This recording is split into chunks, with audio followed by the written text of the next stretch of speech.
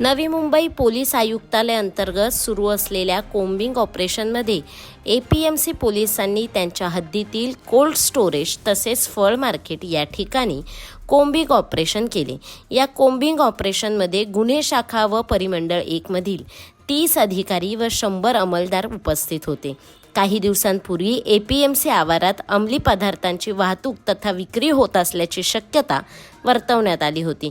त्यामुळे या कोम्बिंग ऑपरेशनमध्ये मुख्य टार्गेट कोल्ड स्टोरेज तसेच फळ मार्केट होते। या ऑपरेशनमध्ये जवळपास 150 संशयित इसमांना ताब्यात घेण्यात आले असून त्यांच्याजवळ चौकशी सुरू आहे। तसेच पुनीत कॉर्नर जवळील एकतानगर झोपडपट्टीमधून 4 किलो गांजा व चॉपर प्रकारातले धारदार हत्यार देखील पोलिसांनी हस्तगत केले आहे। तसेच पब, बार व मुख्य चौकात नाकाबंदी लावून वाहतुकीचे नियम मोडणाऱ्यांवर वाहन चालकांवर देखील कारवाई करण्यात आली आहे। आज दिनांक 2 मे 2025 रोजी आपण APMC police Thane हद्दीमध्ये Navi Mumbai police आयुक्तालयामध्ये आमचं जे सध्या अभियान चालू आहे कोम्बिंग ऑपरेशनचं, त्याचा भाग म्हणून आम्ही APMC police station, crime branch, त्याचप्रमाणे आमच्या झोन 1चे अधिकारी म्हणजे आम्ही एकंदर 30 अधिकारी आणि 100 कर्मचारी अंमलदार असं मिळून आम्ही कोम्बिंग ऑपरेशन आज आमचं सध्या पार पडत आहे।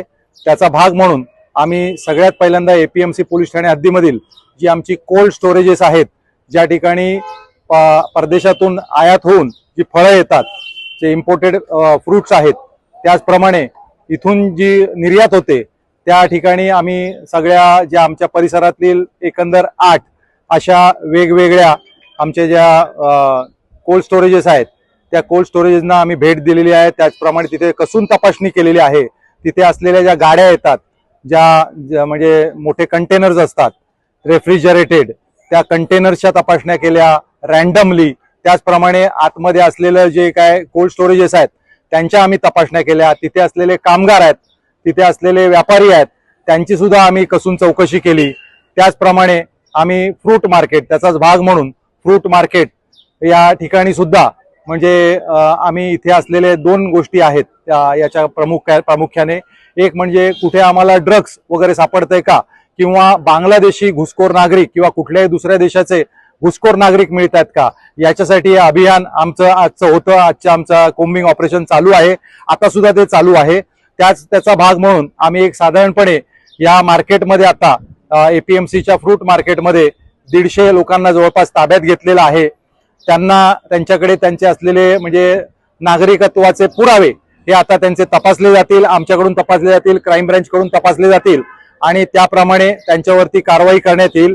त्याचप्रमाणे आम्ही नागरिकांना आवाहन देखील केलेलं आहे की या निमित्ताने की आपल्याला कोणालाही जर ड्रग्सच्या बाबतीत किंवा घुसखोर बांगलादेशी किंवा पाकिस्तानी किंवा इतर कुठल्याही देशाचे घुसखोर नागरिक जर तुम्हाला मिळून आले तर त्याच्याविषयी माहिती तुम्ही आम्हाला ती देण्यात यावी। तुमचे नावं गुप्त ठेवण्यात येतील आणि त्याप्रमाणे आपण हे अभियान एकत्र मिळून आपण चांगल्या पद्धतीने करून घेऊ।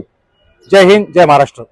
आम्ही आता सुमारे 150 संशयितांना ताब्यात घेतलेले आहे, त्यांच्याकडे तपासणी सुरू आहे।